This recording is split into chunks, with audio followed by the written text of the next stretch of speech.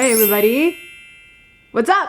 So, I'm doing my nails. I already started doing my nails and I thought I'd record this process and show you guys how I do my nails. I love to watch people do their nails because I learn, and it for some reason it's just so satisfying to see people do their nails. So I thought I'd show you. I have all my stuff set up. Let's get these nails done. Voiceover Gabby here, reporting for duty. Okay, we're starting off with a nail drill. I bought this on Amazon. Almost everything I have is from Amazon. I'm going in with this small little ball head nail bit. I don't know the technical name for this. And I'm using that to take away all the dead skin and all the cuticle growth on my nail plate because my cuticles grow really fast.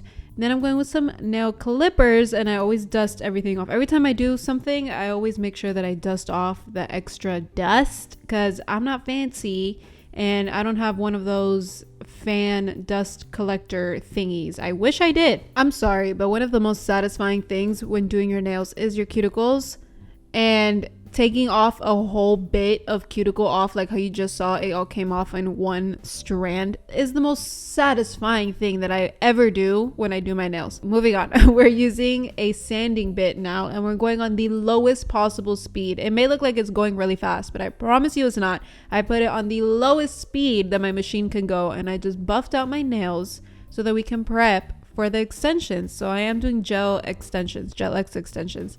That pack of gel nails that you saw is really old. That's why it looks like it went through war and back, okay? But I still have hella nails, so I'm gonna use it. So what I did here is that I have a nail that the extensions, like none of the extensions really fit the nail properly, so I will get the one that's slightly bigger and just file it to fit. Once I get all of my nails sized out, I will go with the sanding bit again on a low speed, and I'll buff the inside of the extension nail. It's crucial to buff the inside of the extension because that will make them stick down, okay? That will not let them fall off of your nail. And if you can't do that, if you can't like file the inside, then go with alcohol wipes or like an alcohol pad and dry the hell out of that extension nail, and that will make it stick on for a very long time. I just put a really thin layer of base coat on just to give my nails an extra sticky base.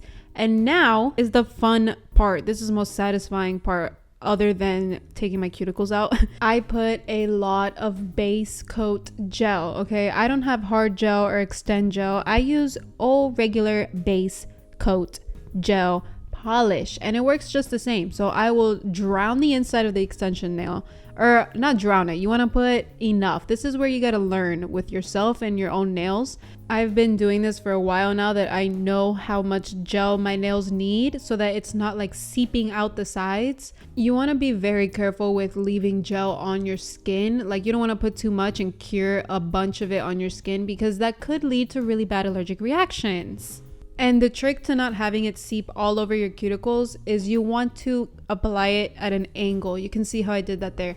Like I started from my cuticle area and I not dragged it, but like kind of pasted it down at an angle, and that ensures that it doesn't spill absolutely everywhere. And after flash curing them, you also want to make sure that you put them in your UV lamp for a like full 60 seconds because you want that gel to cure fully. And then we're just gonna cut the length. I am going for the short square nails because I just cannot stand the feeling of having long nails and needing to type on a computer or use my phone. That's just me though. Maybe one day I'll be a long nail baddie. I do sometimes. I do enjoy some long nails, but when I'm working a lot and doing a lot of things hands-on, I need to have short nails. I just filed them, make sure all the edges were nice and sharp and crisp. And now I'm going back with my nail drill and I'm buffing out all the shine and kind of blending it in with my cuticle just to make it look seamless and like it's actually my nail. After almost every step, I will wipe my nails down with alcohol. Like I just take the alcohol that I have on a paper towel and I'll rub it. I literally do it just for my self-conscious, just to make sure that my nails are always clean and that there's no dust on them, because I hate when I paint my nails and then I get little dust particles everywhere. It's the most annoying thing. That's why I cleaned out my desk to make sure all the dust is gone, because now we're starting with our base coat. I will do one more layer of base coat on top of everything just to seal and lock it in and kind of give my cuticle area a really smooth base so the nail polish can go on very smoothly.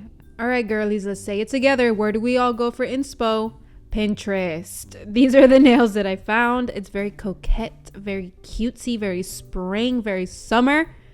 So that's what we're gonna do. And mind you, this nail art took me, you can see I already did it on my non-dominant hand.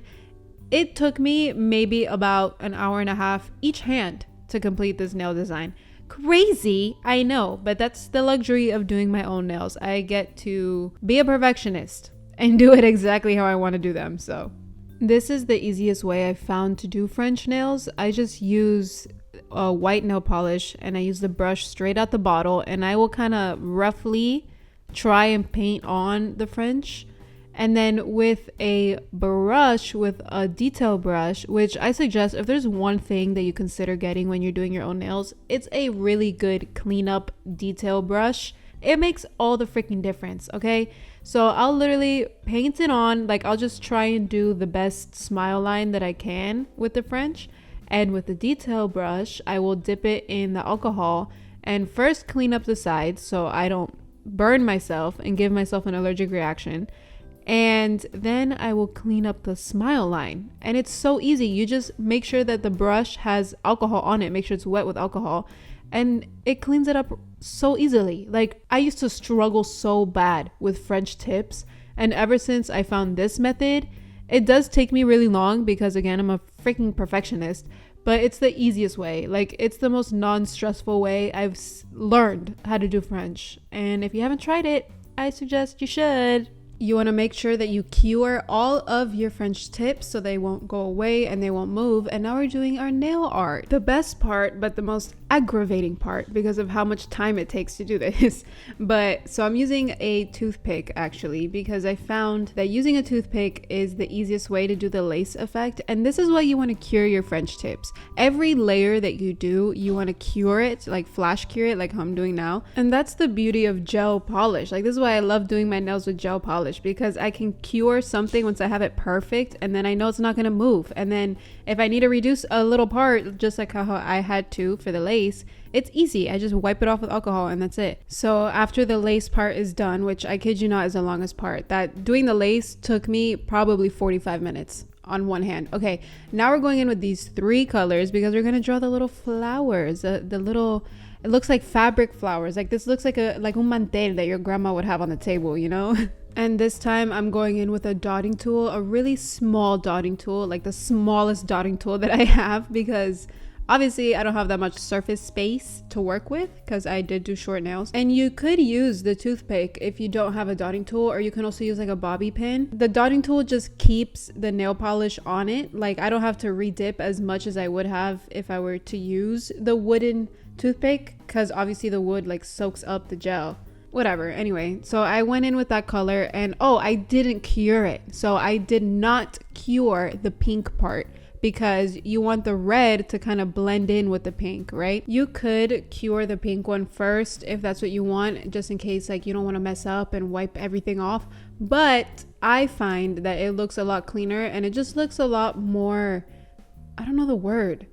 I don't like it just looks a lot more blended of a flower if you don't cure it, the pink part first, and you just cure it all together. I don't know. After I put the red on though, I will cure all of that just to make sure it's dry so I can add the green for the little leaves, the flower leaves. And I went a little crazy. I could have put less leaves and made it not look as crowded, because I forgot that I literally have short nails and I can't put too much.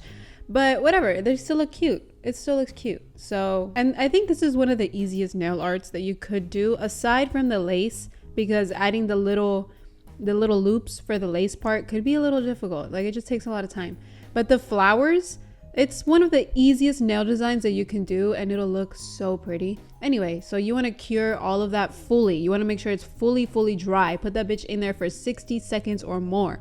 And then you want to wipe off all the stickiness. And now we're going with a top coat, my favorite part, because once you put a top coat on, everything just seamlessly blends and comes together and looks so much better. It's literally like adding a gloss finisher to a painting. It's the same thing. It just looks so much better. And I go a little messy because I want to make sure that I cure all the sides, everything. Like I don't want this peeling, so I'll go crazy and then go with the alcohol and my detail brush and just wipe it off before I cure it. And we're basically done. After you cure it for another 60 seconds, your final 60-second cure, you're gonna wipe off all the excess residue with some alcohol. And then I'm going in with some cuticle oil. This one is the Sally Hansen cuticle oil. I bought it, I think, at like CVS many years ago, and for some reason it still hasn't run out, which is insane because I drowned my nails in this.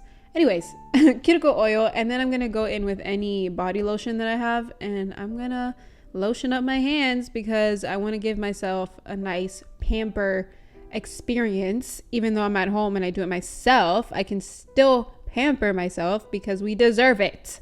And we're done, team. We did it, team. We did it. What's up, brother? We did it. And you know what? I love my nail techs, right? Nail techs are doing God's work on people's nails, but sometimes we just don't have the means to go to an amazing nail tech. And if we can do it ourselves, why not try? You know, if somebody else can do it, you might as well try it. Oh my God, I'm sorry. I love you guys. See you in my next video, and the DIY queen is out.